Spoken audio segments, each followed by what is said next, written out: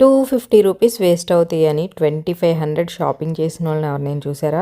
ఇదిగోండి నేనున్నాను కదా.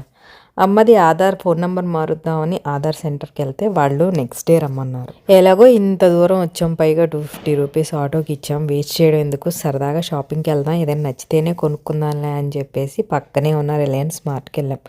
వెళ్ళాక ఊరికే ఉంటే ఆడవాళ్ళం ఎందుకు అవుతాం, అన్నీ తిరిగి చూస్తా అదొకటి కొనుక్కున్నాం. కావాల్సినవే, వేస్ట్ అయ్యేవి ఏం కొనుక్కోలేదన్నమాట.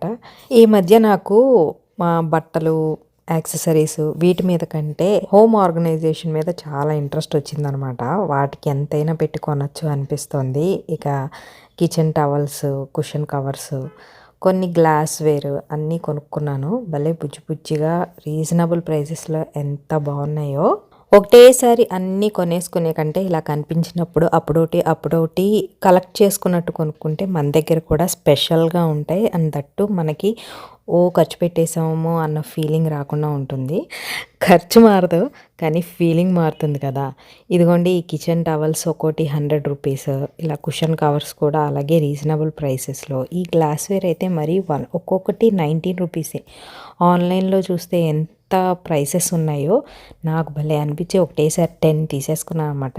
ఇలా బుజ్జి కొంచెం అమౌంట్స్లో దాచుకునేవి అందులో పెట్టుకోవచ్చు. చూడటానికి కూడా చాలా నీట్గా ఉంటుంది. అండ్ ఏవేవి ఎందులో ఉన్నాయో భలే కనిపిస్తాయి. ఏంటి ఇవే 2500 అనుకోవద్దు, వీటితో పాటు ఇంకా చాలా షాపింగ్ చేసాం. ఇవి నచ్చాయి కాబట్టి చూపించాను.